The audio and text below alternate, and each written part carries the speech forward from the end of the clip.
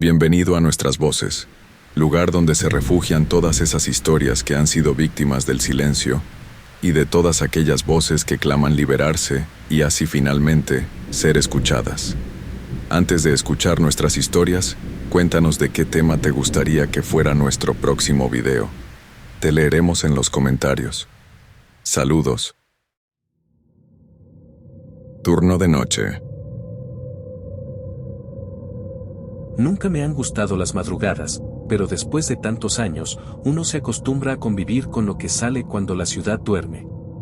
Lo que no te dicen al entrar a la policía es que, de noche, las calles ya no pertenecen a la gente, pertenecen a otra cosa. Yo no creía en nada, ¿sabes? Ni fantasmas, ni energías, ni esas cosas que cuentan los viejos en los tianguis. Para mí, todo tenía explicación. Hasta esa noche. Todo comenzó con una llamada. Central nos reportó un disturbio en un edificio viejo de la colonia Doctores, justo en la esquina de Doctor Liceaga con Niños Héroes. Una clínica abandonada desde hace más de 20 años. Según el informante anónimo, se oían gritos. No de pelea, sino de dolor. Como si alguien estuviera siendo torturado. Mi compañero esa noche era el oficial Ruiz, un novato. Callado, siempre mirando a su alrededor como si esperara que algo lo atacara desde las sombras. Cuando le dije a dónde íbamos, se puso pálido. ¿La clínica? Preguntó con un tono que no me gustó nada. Ahí pasó algo, ¿no? Le dije que no creyera en cuentos. Pero cuando llegamos, la patrulla se apagó sola. Motor, luces, radio. Todo. Como si alguien hubiera desenchufado el universo. Bajamos con las linternas encendidas. La reja estaba abierta. Dentro del edificio, el eco distorsionaba nuestros pasos, haciéndolo sonar como si fuéramos más de dos. El lugar apestaba a humedad, medicina rancia, y algo más. Algo agrio, como sangre vieja. Fue ahí cuando lo vi. En la pared del fondo del pasillo principal había algo escrito. No con pintura. Con uñas, parecía. Decía. Esto ya ocurrió. Me reí. Pensé que eran grafitis de vagabundos drogados. Pero Ruiz se detuvo en seco. Oficial, eso no estaba hace un momento. Yo lo vi limpio. Y no solo eso. Cuando volteé a verlo, Ruiz estaba cubierto de polvo. Pero yo no. Como si él llevara ahí días, y yo acabara de entrar. A partir de ahí, las cosas se volvieron extrañas. Muy extrañas. Los relojes dejaron de funcionar. Cada vez que subíamos un piso, volvíamos al mismo pasillo. Y empezamos a escuchar pasos detrás de nosotros, aunque nunca había nadie. Lo peor fue la llamada. Mi radio, que estaba muerta, de pronto crujió.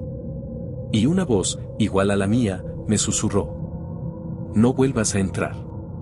Ya estás dentro. Nunca me había sentido observado de esa manera.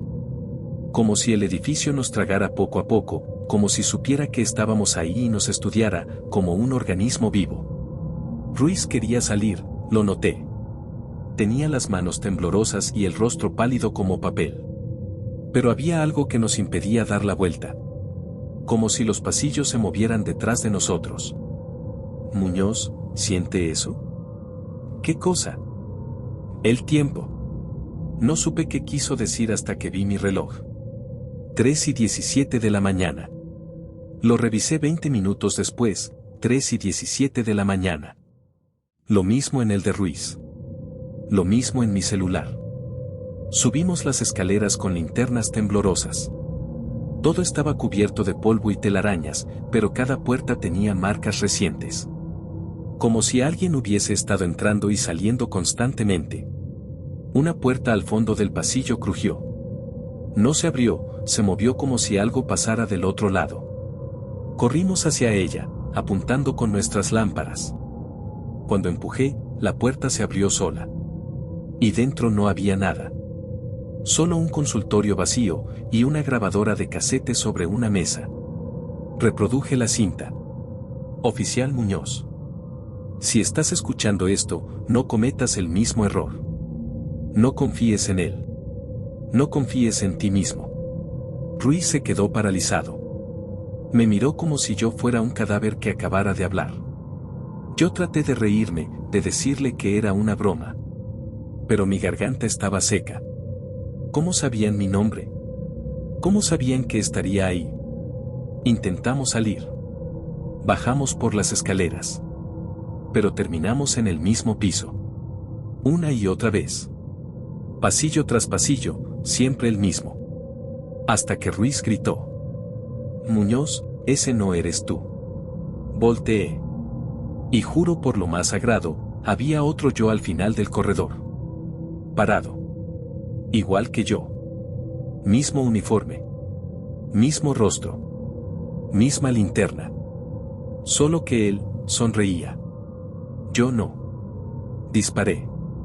El reflejo se fue, como niebla disipándose. Ruiz estaba pálido, llorando. Decía que yo había desaparecido por 20 minutos. Que me hablaba y no respondía. Que me quedaba mirando una pared, murmurando algo sobre dientes y el ciclo. No le creí, hasta que encontramos la segunda grabación. Estás atrapado en un bucle. Esta no es la primera vez. Ni la segunda. Ni la 10ª. Siempre regresas. Siempre buscas. Siempre olvidas. Fue ahí cuando me di cuenta, ya habíamos estado ahí antes. Los grafitis. Las grabaciones. Las marcas en la pared. Todos hechos por nosotros. O por versiones anteriores de nosotros. En uno de los consultorios había una pared llena de fotos. Todas eran de nosotros dos. Con distintas expresiones. Algunas dormidos. Otras gritando. Una, con Ruiz ahorcándome. Y otra, en la que yo tenía los ojos completamente blancos. Empezamos a perder la noción del tiempo. A veces escuchábamos risas. O llantos de niño. Ruiz hablaba con alguien que no estaba. Yo, comencé a ver cosas que no tenían forma. Entidades en los rincones. Figuras en los espejos. Llegó un punto en que Ruiz no pudo más. Corrió hacia una ventana y se lanzó. Pero no cayó. Simplemente desapareció. Como si el edificio lo hubiera absorbido. Y entonces me quedé solo. Por un momento, creí encontrar la salida. Una puerta al fondo de la escalera de emergencia. Corrí. Empujé. Estaba abierta. Afuera, la ciudad estaba igual. Pero vacía. Sin autos. Sin ruido. Sin cielo. Solo un gris eterno, sin dirección. Y en una de las paredes de la calle había un mensaje escrito con mi letra. No es afuera. Nunca lo fue. Hoy sigo patrullando. O al menos eso creo. Cada noche vuelvo al mismo punto.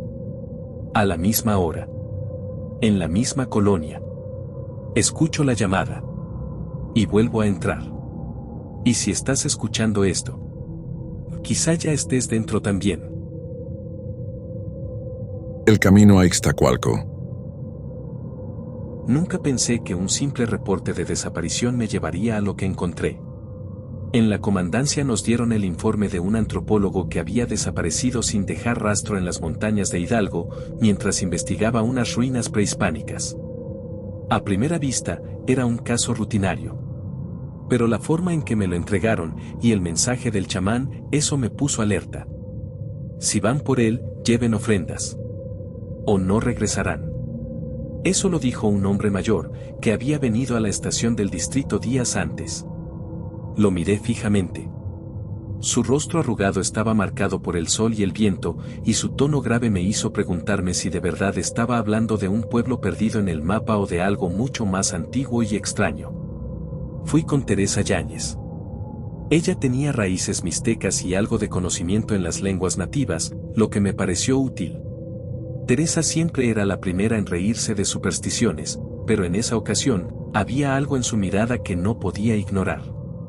El viaje hacia Iztacualco fue largo. Nos desviamos de la carretera principal, entrando en un terreno montañoso donde las señales de tránsito desaparecían y los árboles parecían cerrarse a nuestro paso. El cielo, nublado y pesado, apenas dejaba entrar la luz del sol, y a medida que avanzábamos, la niebla comenzó a envolvernos. De repente, el GPS se apagó y las radios dejaron de funcionar. Nada. Solo el sonido del motor de la camioneta cortaba el silencio pesado del entorno. ¿Estás segura de que vamos bien, Teresa?, pregunté, mirando a mi alrededor. Sí, estoy segura. Pero algo no está bien. No he sentido esto en años, respondió con voz apagada, mientras miraba por la ventana, como si intentara reconocer algo que ya no existía.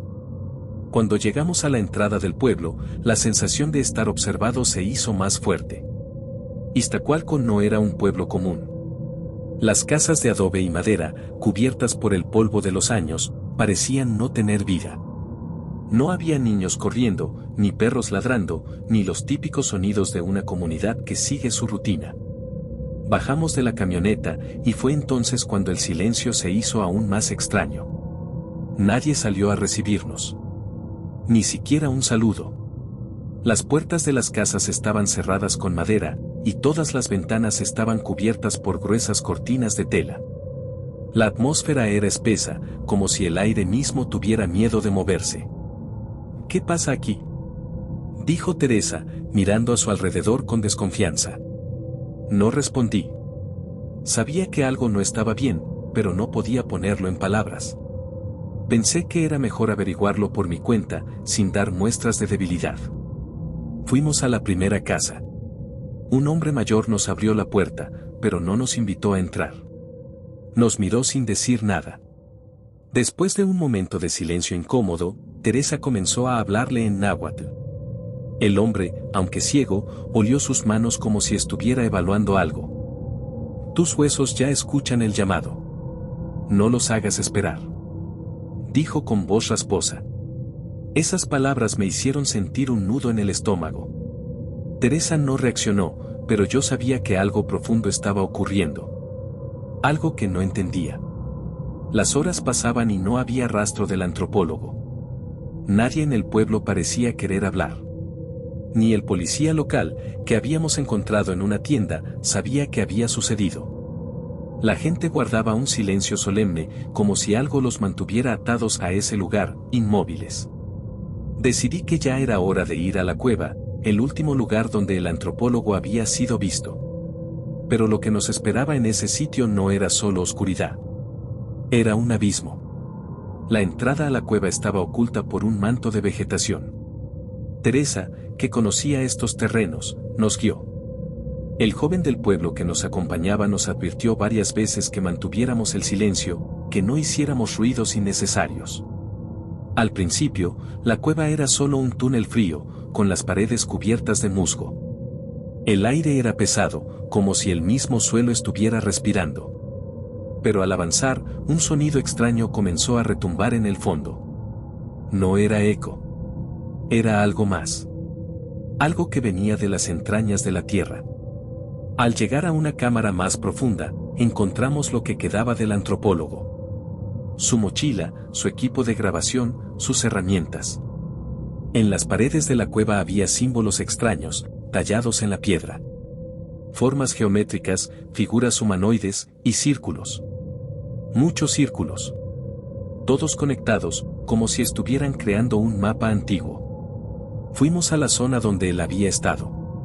Encontramos una vieja lámpara de aceite, apagada, junto a un cuaderno con dibujos caóticos. La mayoría de las páginas estaban llenas de símbolos que repetían la misma frase: debajo de la tierra, ellos no duermen. Solo escuchan. Fue cuando Teresa comenzó a decir que no deberíamos haber entrado ahí. Su rostro palideció, y sus ojos mostraban un miedo que nunca había visto en ella. Cuando intentó decir algo más, la cueva tembló. Y fue entonces cuando lo escuchamos. Una respiración profunda, grave, como un rugido lejano. Era casi como si la cueva misma estuviera viva. Todos nos quedamos quietos. El aire se volvió denso, cargado de energía, y en la oscuridad, algo comenzó a moverse. Tenemos que salir de aquí, dijo Teresa, y trató de agarrarme del brazo. Pero al voltear hacia ella, sus ojos estaban completamente blancos. Las paredes comenzaron a moverse. No como rocas. Como si la cueva estuviera abriéndose y cerrándose, como un gigantesco ser respirando. Tomé mi radio para pedir ayuda, pero la radio estaba muerta. La voz de Teresa, o lo que fuera que estaba usando su cuerpo, susurró. Él viene por tus huesos. Tú los llamaste. Y entonces su rostro cambió. Su piel se arrugó. Su boca se alargó hasta casi romperse. Un grito ensordecedor retumbó en la cueva, y todo se volvió oscuro. Corrí, más allá de la oscuridad, más allá de la niebla, con la sensación de que el pueblo nos observaba. Pero cuando llegamos a la entrada de la cueva, todo había cambiado. Iztacualco no era el mismo pueblo. La niebla había cubierto las casas, y las figuras humanas que caminaban por las calles no eran personas. Eran sombras. Figuras largas, con la piel pálida y ojos vacíos. Y, en la plaza central, una estatua, de mí.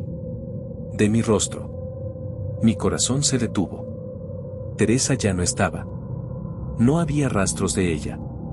En su lugar, sentí una presencia en cada rincón, una sensación de que el pueblo me llamaba. De que no podía irme. El cuaderno del antropólogo estaba en mi mano, como si alguien lo hubiera dejado allí. La última página, garabateada por él, decía, esto no es el final. Esto es solo el principio. Intenté huir, pero las calles me llevaban de vuelta. Como si todo estuviera construido para retenerme allí.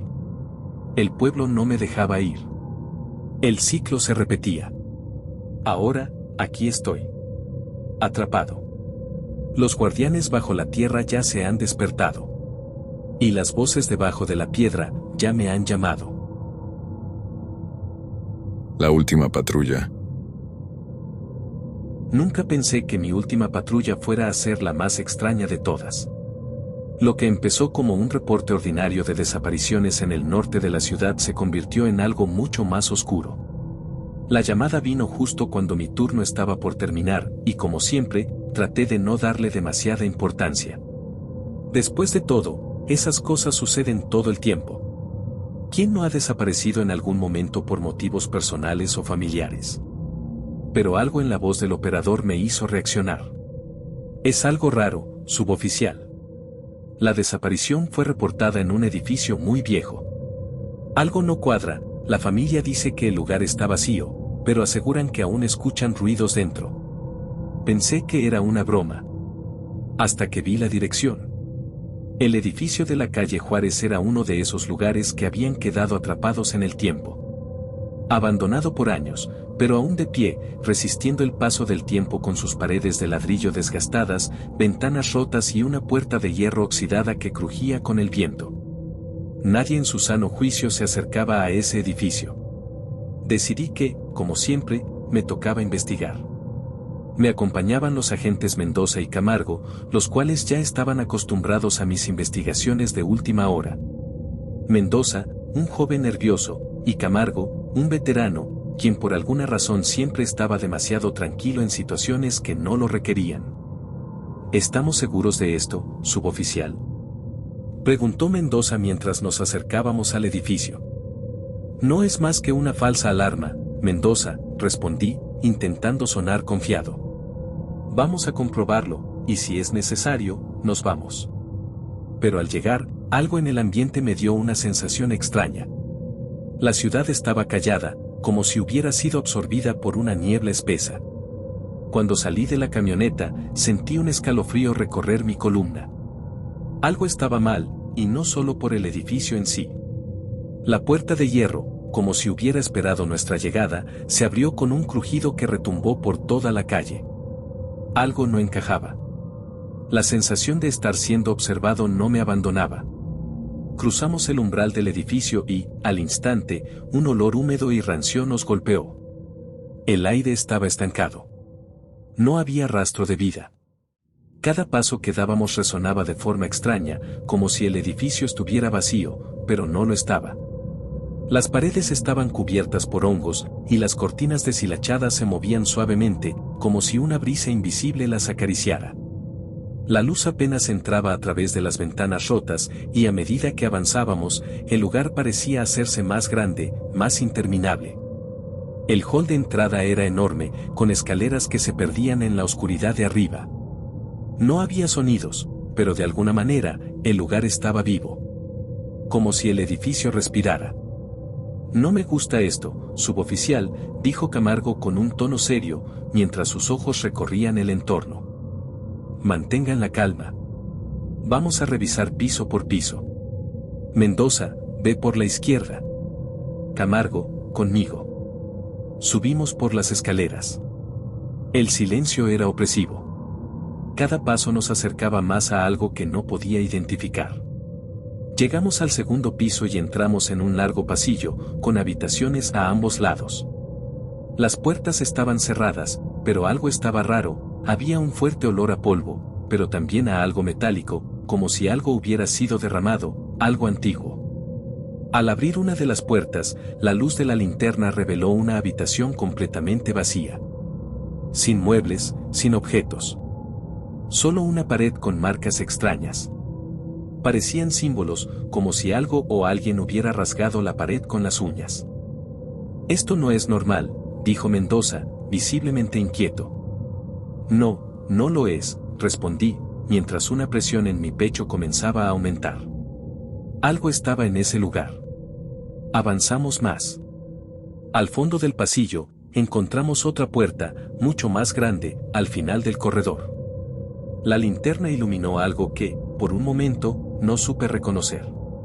Era un espejo, enorme, cubierto de polvo. Pero lo más extraño no era el espejo en sí, sino que reflejaba a nosotros. O al menos, eso creímos. En el reflejo, había alguien más. Una sombra que se movía detrás de nosotros, con una figura alta y delgada, algo que no estaba en el cuarto en el momento en que miramos. Mi corazón se detuvo. ¿Vieron eso?, dije, apenas logrando articular las palabras. Sí, lo vi, respondió Camargo, sin apartar la vista del reflejo. Vamos, salgamos de aquí, dije, comenzando a dar órdenes rápidamente. Pero antes de que pudiéramos retroceder, la puerta se cerró violentamente tras nosotros. La luz de nuestras linternas parpadeó. La presión aumentó. La figura en el espejo ya no estaba. Solo éramos nosotros, atrapados en ese lugar con algo que nos observaba. Decidimos salir, pero al dar la vuelta, un sonido seco nos detuvo. Un crujido bajo, como si algo se estuviera arrastrando. Unas pisadas sutiles comenzaron a resonar detrás de nosotros. No es posible, ¿qué es eso?, murmuró Mendoza, señalando al pasillo que se extendía detrás de nosotros. Comenzamos a caminar hacia atrás, intentando escuchar cualquier ruido. La sombra que habíamos visto en el espejo parecía habernos seguido, y de alguna manera, estaba cada vez más cerca. El aire se volvió más denso, y la temperatura bajó. Las linternas comenzaron a parpadear, y de repente, la figura apareció en el pasillo. Era alta, muy alta, con una piel pálida que reflejaba la poca luz. Sus ojos eran dos abismos vacíos, sin pupilas, sin vida. ¡Corran!, grité, pero fue demasiado tarde. La figura se lanzó hacia Mendoza, y en un parpadeo, lo arrastró hacia la oscuridad. Su grito, agudo y espeluznante, hizo que el suelo temblara. Me lancé hacia la escalera, con Camargo siguiéndome. Sabía que no podíamos quedarnos allí, pero algo nos perseguía. Algo que no era humano. Algo que estaba atrapado en ese lugar. Corrimos hasta llegar al primer piso, pero las puertas ya no estaban donde las habíamos dejado. Las paredes se estaban cerrando. La única salida era un ventanal roto que daba a la calle. Saltamos. Pero antes de aterrizar en el suelo, sentí una mano fría que me tomaba del tobillo. Miré hacia arriba, y vi a Mendoza. Pero no era él. Su rostro estaba distorsionado, como si hubiera sido succionado por algo oscuro, y sus ojos ya no eran humanos. Solo vacío. Corrí como nunca antes lo había hecho. Camargo y yo, a toda velocidad, corrimos hacia la camioneta. Pero la carretera ya no estaba donde debía estar. Todo había cambiado. El pueblo, la ciudad, todo se sentía distorsionado. Los árboles se movían, pero no por el viento. Las casas que pasábamos por el camino ya no eran casas, sino sombras, y el sonido del motor de la camioneta ya no era real. Algo nos estaba observando. Algo que no debía estar allí. Finalmente, llegamos a la ciudad, pero lo que descubrimos fue aún más perturbador. Nadie recordaba que habíamos salido a esa patrulla.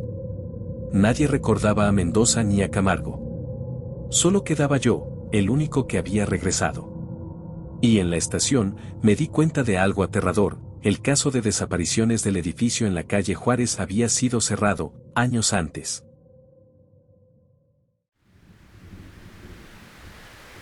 Si te gustó el video, no olvides darle like, suscribirte para más videos así. Compártenos de que quisieras que fueran nuestras próximas historias. Te leeremos en la caja de comentarios. Saludos.